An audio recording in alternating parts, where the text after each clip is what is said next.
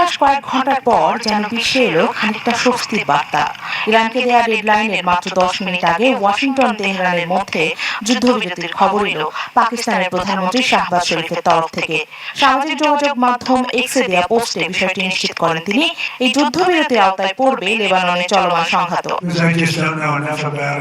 এর 2 ঘন্টা আগে ইরানি সভ্যতা পুরোপুরি ধ্বংসের হুঁশিয়ারি দেন মার্কিন প্রেসিডেন্ট ডোনাল্ড ট্রাম্প। এরপর থেকে ভয়াবহ কিছু ঘটতে যাচ্ছে এমন শঙ্কায় ছিল বিশ্ববাসী। তবে যুদ্ধবিরতিতে সম্মত হওয়ায় আপাতত ইরানে হামলার পথে হাঁটছে না যুক্তরাষ্ট্র। ট্রুথ সোশ্যালে দেয়া পোস্টে মার্কিন প্রেসিডেন্ট ডোনাল্ড ট্রাম্প জানান, পাকিস্তানের প্রধানমন্ত্রী শাহবাজ শরীফ ও সেনাপ্রধান জেনারেল আসিফ মনিরের বিশেষ অনুরোধে ইরানের উপর হামলা 2 সপ্তাহের জন্য স্থগিতে সম্মত হয়েছেন তিনি। সশস্ত্র বাহিনীর সমন্বয়ের মাধ্যমে গুরুত্বপূর্ণ জলপথটি দিয়ে আগামী 2 সপ্তাহ নিরাপদে জাহাজ চলাচল করতে পারবে জানিয়েছেন দেশটির পররাষ্ট্রমন্ত্রী আব্বাস আরাকচি। এই বিষয়ে শুক্রবার পাকিস্তানের রাজধানী ইসলামাবাদে শুরু হবে আলোচনা। তবে দুই পক্ষের প্রতিনিধিরা সরাসরি অংশ নেবেন কিনা তা এখনো অনিশ্চিত। এর আগে হরমুজ প্রণালী খুলে না দিলে ইরানি সভ্যতা ধ্বংসের মতো কঠোর হুঁশিয়ারি দেন মার্কিন প্রেসিডেন্ট। তার এই ভয়াবহ হুমকিতে বিশ্বে ওঠে সমালোচনার ঝড়। পাকিস্তানের অক্লান্ত পরিশ্রম ও কূটনৈতিক দূরদর্শিতায় শেষ পর্যন্ত যুক্তরাষ্ট্র ও ইরান আলোচনা টেবিলে বসতে রাজি হয়েছেন আগামী শুক্রবার 10 এপ্রিল। যুদ্ধবিরতি ঘোষণা ডোনাল্ড ট্রাম্পের।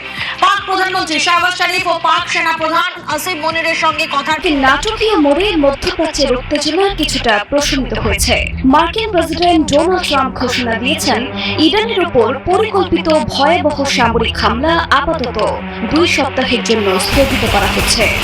8 এপ্রিল সামাজিক যোগাযোগ মাধ্যমে দেয়া এক দীর্ঘ বিবৃতিতে তিনি জানান, পাকান হরমুজ প্রণালী সম্পূর্ণ নিরাপদ ও উন্মুক্ত রাখার আশ্বাস দেওয়ায় তিনি এই সিদ্ধান্ত নিয়েছেন। এই ঘোষণার পেছনে রয়েছে একটি 2 সপ্তাহ সময় নেওয়া হয়েছে চুক্তিটিকে চূড়ান্ত ও আনুষ্ঠানিক রূপ দেওয়ার জন্য। ট্রাম্পকে দ্বিমুখী যুদ্ধবিরতি হিসেবে উল্লেখ করে বলেন, এটি মধ্যপ্রাচ্যে দীর্ঘস্থায়ী শান্তি প্রতিষ্ঠার এক ঐতিহাসিক সুযোগ। তার ভাষায়, এই সংকটের সমাধানের দ্বার প্রান্তে পৌঁছানোর যুক্তরাষ্ট্রের প্রেসিডেন্ট হিসেবে আমার জন্য গর্বের। যুদ্ধবিরতি ঘোষণার পরে ইরানের রাজপথে অবাল বৃদ্ধ বনিতার আনন্দ উল্লাস দেখা যায়। মানুষ যুদ্ধের শ্বাসরুদ্ধকর পরিবেশ থেকে মুক্তি পেতে চায়, ফিরে পেতে চায় জীবনের নিশ্চয়তা, নিরাপত্তা। অনেক কিছু হারিয়ে আজ ইরান যুদ্ধবিরতির প্রস্তাবে রাজি হলেন। পাকিস্তানের কূটনৈতিক প্রচেষ্টা সফল হওয়ার পথে। যুদ্ধবিরতি আগামী 10 এপ্রিল হবে আলোচনা।